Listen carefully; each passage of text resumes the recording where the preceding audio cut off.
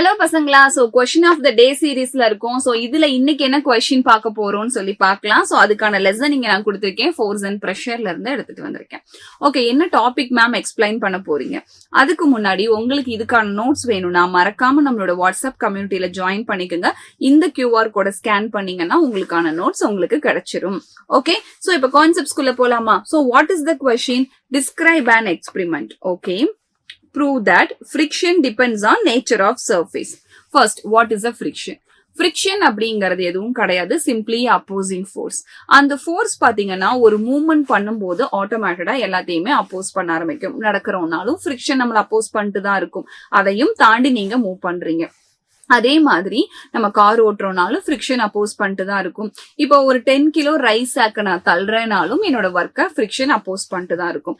சில நேரம் ஃப்ரிக்ஷன் அதிகமா இருக்கும்போது நான் என்ன ஃபோர்ஸ் கொடுத்தாலும் என்னால அந்த ஒர்க்கை பண்ண முடியாது.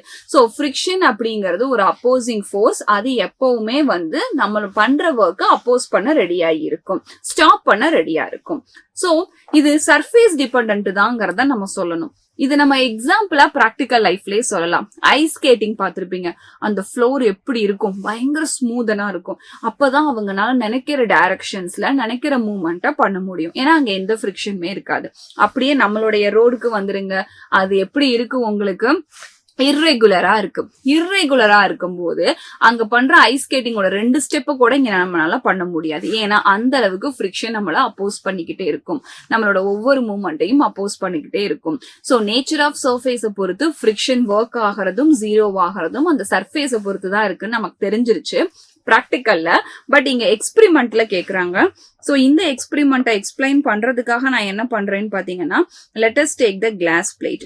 ஒரு 4 கிளாஸ் பிளேட்டை நம்ம இங்கனக்குள்ள எடுத்துக்கிறோம். சோ இந்த 4 கிளாஸ் பிளேட்ல நான் என்னென்னலாம் வைக்க போறேன்னு சொல்லி பாத்தீங்கன்னா, ஒரு கிளாஸ் பிளேட்ல வாட்டர், இன்னொரு கிளாஸ் பிளேட்ல ஹனி, இன்னொரு கிளாஸ் பிளேட்ல கீ, வேற என்ன வைக்கலாம்? Coconut oil. இன்னொரு கிளாஸ் பிளேட்ல கோகோனட் ஆயில் நம்ம வச்சிடலாம். சரிங்களா? சோ அப்ப இந்த இடத்துல நான் என்ன பண்றேன், ஒரு பிளேட்ல ஃபர்ஸ்ட் ட்ராப் ஆஃப் வாட்டர் வைக்கிறேன். வச்சுட்டு அதை இப்படி லைட்டா சாய்க்கிறேன், இன்க்ளைன்ல சாய்க்கிறேன், வேகமா வந்துடும். அதுக்கடுத்து நான் என்ன பண்றேன், இன்னொரு கிளாஸ் பிளேட் எடுத்துக்கிறேன், கோகோனட் ஆயில் வைக்கிறேன், இப்படி சாய்க்கிறேன், ஸ்பீட் கொஞ்சம் கம்மியாகும். அதுக்கப்புறம் நான் என்ன பண்றேன், கீ எடுக்கிறேன், கீ வைக்கிறேன், பியோர் கீ வைக்கணும். ஓகே, சோ பியோர் கீ வைக்கிறேன், இப்படி சாய்க்கிறேன், கொஞ்சமா அது ஹீட்னால மெல்ட் ஆகி நம்ம சரௌண்டிங் ஹீட்னால மெல்ட் ஆகி மெதுவா வரும். ஹனியை நான் வச்சுட்டு இப்படி மூவ் பண்றேன், ரொம்ப ரொம்ப ரொம்ப ஸ்லோவா வரும். இதுக்கான ரீசன் என்ன?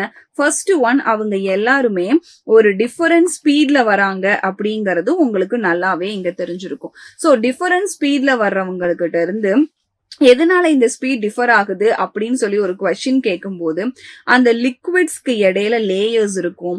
அந்த லிக்விட் லேயர்ஸ்க்கு இடையில இங்க ஃப்ரிக்ஷன் அப்படிங்கிற ஒண்ணு ஒர்க் ஆக ஆரம்பிக்குது.